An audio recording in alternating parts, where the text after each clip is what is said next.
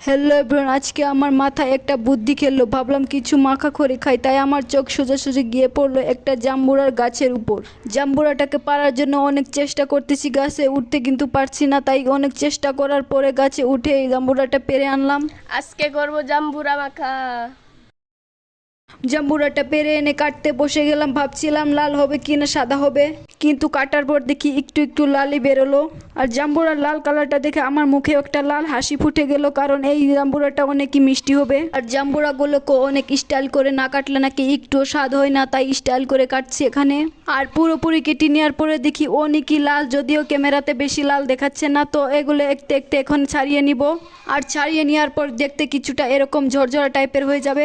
তারপর এগুলোর সাথে এড করে নিব শুকনো লঙ্কা পুরা আর লবণ একটু পরিমাণে। তারপর এই শুকনো লঙ্কা আর লবণ দিয়ে ভালো করে কাচিলে নিতে হবে।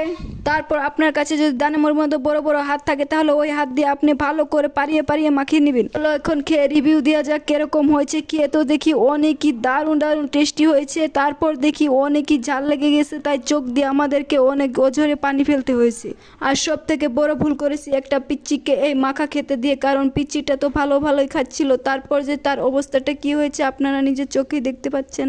পিচ্চিটার ঝাল লাগার কারণে অনেক কান্না করতেছিল, আর সাথে সাথে আমরা সবাই মিলে কান্না করতেছিলাম, কারণ এটা অনেকই ঝাল হয়েছিল। তো যাই হোক, সাথে কিন্তু টেস্টিও হয়েছিল।